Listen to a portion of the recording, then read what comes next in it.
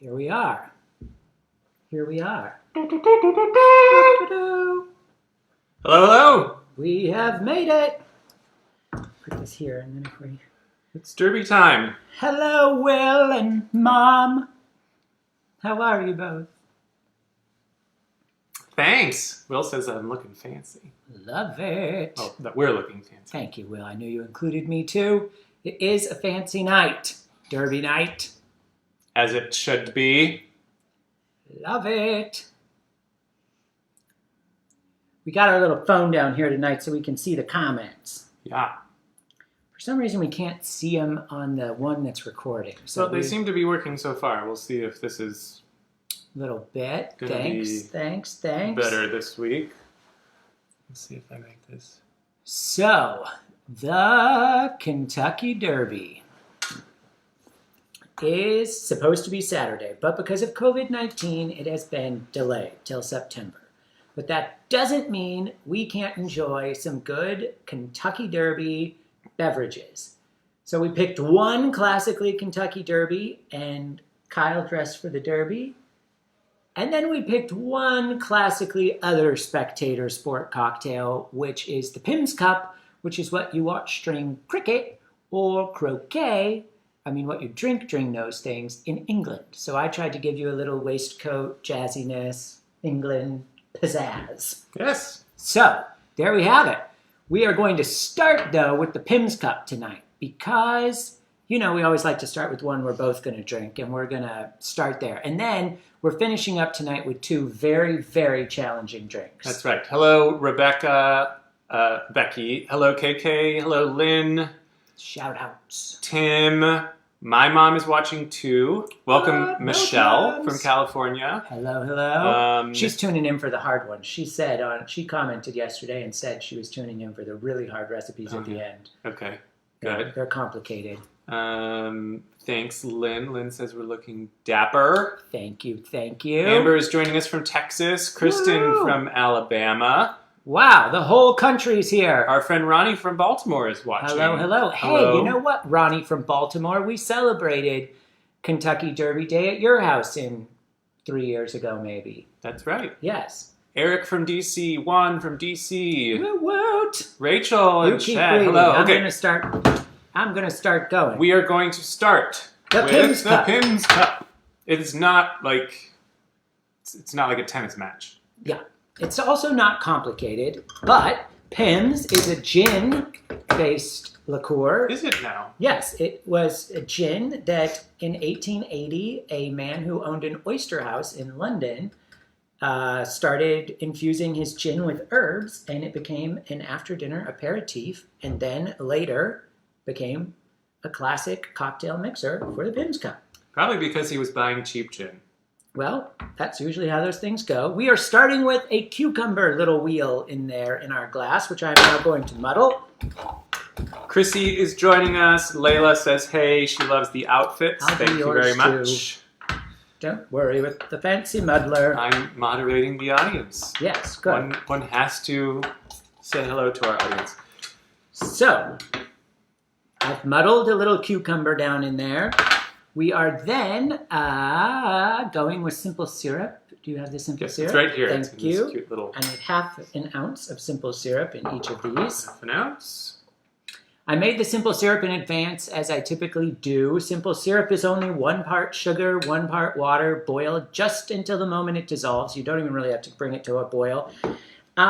Just in case you're curious, I actually do 1 part sugar to 2 parts water because we don't like our stuff as sweet. So, Kelly's thankful that we finally brought the Pimm's Cup to be. Well, this was an audience recommendation. This was a long time audience recommendation. Lemon juice.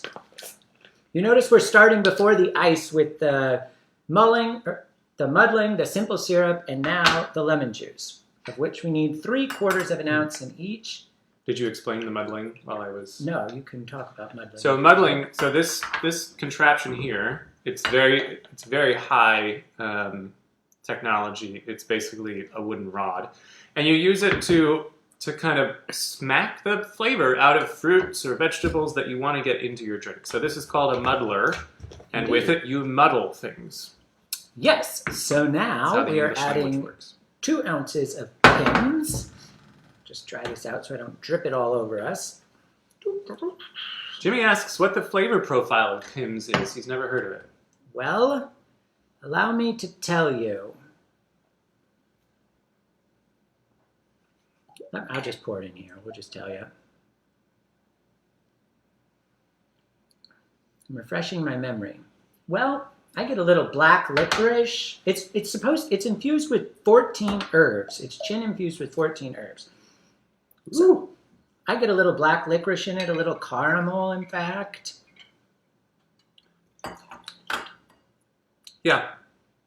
You're getting all that? Mm-hmm. Yeah, a bit of caramel. It's very creamy. It's not herbal in the sense of like Fernet or even Campari or anything like that. It's much sweeter. Yeah, that's nice. It's very nice. And then it's going to be so refreshing in here. So I've added 2 ounces, if you're counting along at home, half an ounce of simple syrup, 3/4 of an ounce of lemon juice, and 2 ounces of Pimms. We are now adding the ice. Just right in front of you. We're using my grandmother's crystal bowl and her ice tongs. We've got the ice. God rest her soul. Let's get a few cubes in there. Penny is watching. Hello. So is Yes, Maria. baby. Hello, Maria. Thank you for following us along, wherever home is for you. I'm now giving it a little stir. Ooh, could you open me up the ginger beer, please? This is ginger beer. It's actually, contrary to what you may think, does not have alcohol in it.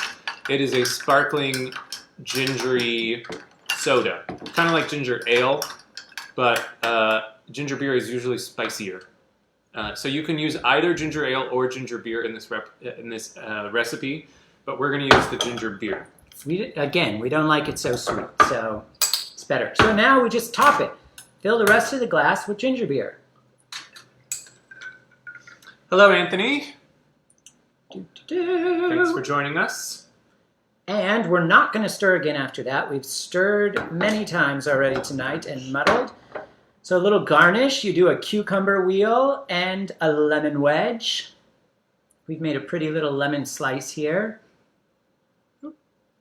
These are the traditional garnishes. You'll see people make all kinds of variations on the Pimm's cup these days. You can get it with berries in it and all kinds of things. Here you go, a nice little close-up.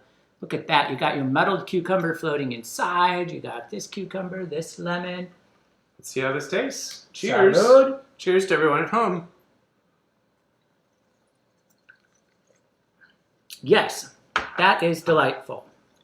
That's perfectly yummy. That is a really good drink. If you like ginger beer, you will love this drink. So if you're a mule fan, Moscow mules, Irish mules, Mexican mules, all the mules. No, this is perfect for standing out in the hot sun all day, watching the horses go around in your clothing that probably is maybe a little much for standing outside in the hot sun every day, but but that's what you do. You have just to refresh. do it.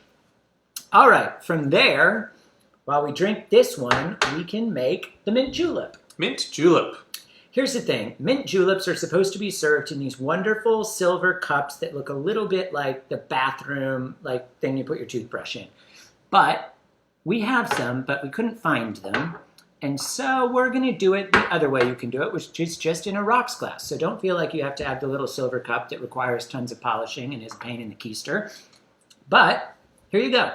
You always use crushed ice if you can when making mint julep. It's a factor of the heat and where they're mostly drank, and also helps water it down a little bit because it is pretty much straight alcohol. So, mint julep, we start by once again muddling. This time it's mint, as you would guess, with the simple syrup. We have mint directly from our Arrow Garden. Thank you again to our friends James and Joe for that lovely addition to our lives. So we're just going to throw a bunch of mint in there. Gosh, this is good. I'm going to just plop these in here because they get in my way You when want I'm a little drinking. mint in that too? No. Okay. So we plop a little mint in, half an ounce of simple syrup to muddle around in it, wherever that went. I'll put that over there. Wow. Careful, you're dripping a little. I can give you this napkin. Kyle's wearing white pants. We don't want him to end up speckled. like a speckled cow. Wearing white pants and my Yeah, maybe we should stand up and show them our leather fashion, loafers. our full fashion tonight. I got the red linen pant going along with mine. White shirt and white pants, of course. It's very bold, very, very bold. So yeah, this is it's a whole look, folks. We're not anchor men. We don't, go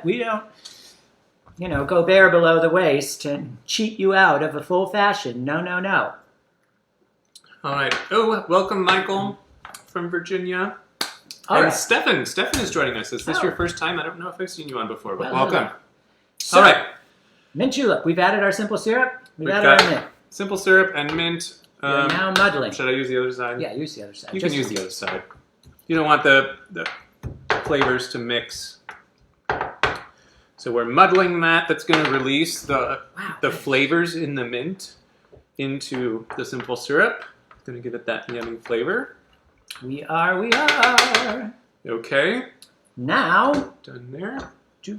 we get Now we got bourbon. bourbon. Lots of bourbon. 4 ounces of bourbon. Most standard cocktails have 4 ounces of liquid in them. 3 or 4. Yeah. That's kind of the standard go-to. If you have like a nice coupe or a nice martini glass or something like that, most of them hold around 4 ounces of liquid. So, since we put really nothing else in this as far as liquid goes except half an ounce of simple syrup, it gets 4 ounces of bourbon. That is 2, right? That's 2. Okay. Big side of the jiggers, 2. 4. 4. And then we get crushed ice. Then we get crushed ice. You want to use crushed ice if you can. Yeah. This is a pretty simple drink, as I said. Let me pour get little you a of this- spoon. Here, with a give me that spoon right there. Okay. Yeah. Strain off a little of the water. The ice has been sitting there Yes, for it's a been few sitting minutes there for a under sec. these hot studio lights. So we've got to get it prepared. Jiminy Christmas. I know I've said this like 10 times, but this is a good drink. You've got to take my word for it and make it at home. Let me tell you something else. Pimm's, not going to lie, is not something we keep around in our liquor cabinet all the time. And it can be a challenge to find. When I went to my 3rd liquor store tonight and finally found this, they had to dust it off from the top shelf for me and shine the bottle back up to sell it to me. But that's also the sign that you've got good taste. You know what? If you go to the liquor store and you're buying something that's been sitting around a while because nobody else had the wherewithal because they're all going for the Smirnoff, then you know, you got it. Here we go. Look at that. It's basically mint, simple syrup, bourbon, little ice. You have put a nice sprig of mint on top there, and then and imagine it in a silver cup. You can stir it all up. Lots of people love to. The more you stir it, obviously, the colder it will get. So you could either stir it, or you could put the ice on top like we did, and then just drink it through the ice, which kind of filters it and gets it a little more watery. Hello, Taylor and Adam. Erica says she loves the red. Thank you very much. Woot woot. Yeah, that's good too.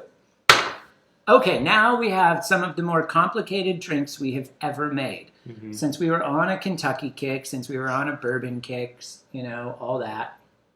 There are, 2 very classic ways to drink bourbon. Buckle yourselves in. Oh, I've got to go get us some more of the secret ingredient, un momento. Yeah. Buckle yourselves in because this is really gonna. Shatter your world. It's gonna be a lot. So what you're gonna go need to find every glass that you have in the entire house. Preferably very large ones. Most of your cooking utensils. Yes. 3 pans, a pasta pot. No. No, here we go. I'm just gonna pour this in. Yeah. We ran out of this. Okay. So, the 2 most complicated bourbon drinks you will ever make. Number 1, bourbon on the rocks. The other name for ice in the cocktail world is rocks. And bourbon. We don't even measure it here. You just pour in what you think you're going to drink tonight or in this sitting. Bourbon is often measured in what they call the dram, but it's kind of, it's not a very technical measurement. The other way to measure when you pour bourbon is by the finger. You'll often hear people say, give me 1, give me 2 fingers of any hard liquor really in a glass. And so Kyle has poured us 1 finger of bourbon on the rocks. Give it a taste. Tell me if you made it right. Yes. Yeah, the garnish is spot on this one. Yes, drinks on the rocks, never made with a garnish. I better taste it. Yeah. In lieu of an ice cube, you can put a drop of water. The water kind of helps to open the flavor of the bourbon or the whiskey, whatever it is that you're drinking. Yeah, you'll often see Scotch drinkers, whiskey drinkers, bourbon drinkers either ask for an ice cube because it really does change the flavor profile and opens it up, or they'll often ask you'll see them with a little eyedropper. Yeah, that's right. Okay, nice whiskey bars have those. You're going to go through the next recipe? Yeah, so now the most difficult recipe of the night. Bourbon Neat. Neat is a phrase that we like to use in the cocktail world. That means don't do anything to my alcohol. Don't touch it. Leave it neat. Leave it tighty.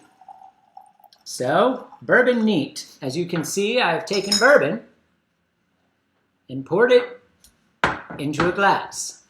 This is a nice dram glass. This is traditional Scotch brown liquor drinking if you drink it neat. You can also serve it in a rocks glass. That's totally fine, but it is called a rocks glass because that's what you traditionally serve it in with the rocks. Let me see if I did it right.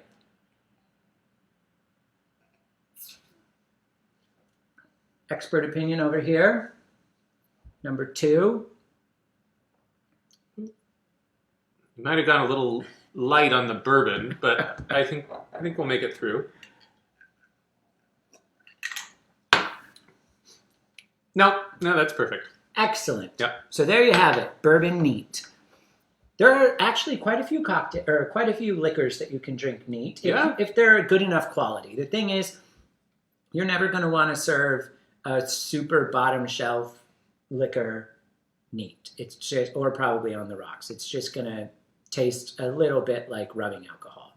But if you get even nice vodkas, definitely nice tequilas are made for sipping. Nice rums are made for sipping. Yeah, you can get some really nice rums from the Caribbean, from Latin America. Yeah, it's not just Scotch and bourbon and whiskey that's for it. And you can tell a lot about liquor as you taste it and just kind of sip it and enjoy it. So there you go. Eric is asking where the rosé is. Honey, we're not doing that today. We did a wine night, Eric. You can look back, scroll back through the feed and find the night we did wine. We did feature a dry rosé, and I believe we gave you a shout out because it was dry rosé. We are back next Tuesday night for Cinco de Mayo. Yes.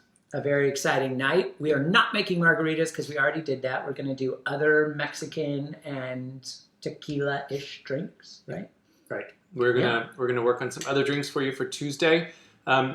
Tonight's episode and Tuesday's episode are both dedicated to our dear friend Chase, who is very near to us, who not only is not near to us like closer than 6 feet, because that would be taboo. No, he's far from us physically, but near to us emotionally. Not only is he from the great state of Kentucky and a big Derby fan, but he is born on Cinco de Mayo, the 5th of May. So... He's a Mexican Kentuckian. We hope he's also part of the reason that we met. Yeah. Yes, he is. He is the reason we met. He is the reason that you met me. Okay. Yeah. Well. So thank you, Chase. For me. Thank you, Chase. We'll celebrate you from now until Tuesday, and then it's over. And that's it. Chase de Mayo. Hey, support some local businesses. Order food from all of the delivery companies. They're doing free delivery right now, and make sure that those mom and pop businesses especially are going to be able to stay in business. Yeah. This. We ordered through Uber Eats tonight. It's coming in a bit. We've got Thai food coming. Woohoo! Yeah. Support the locals. All right, we'll see you next Tuesday night, 7 bells. Wear something festive and Mexican and fiesta-y if you want to. Sombreros are welcome. Yeah, go for it. If you wore a hat tonight, post a picture. We would love to see it. Other than that, good luck, Godspeed, drink up. If you forget the very complicated recipes to the latter 2 drinks, they are available in this post, so you can have them, as are all the recipes for every drink we make every night. And if you have suggestions, as you can see, we listen. We take your suggestions. Yeah. So The Pimm's Cup made it here by popular demand. So make your demands, and we will make you lucky and happy and thrilled and drunk. All right. Bye, friends.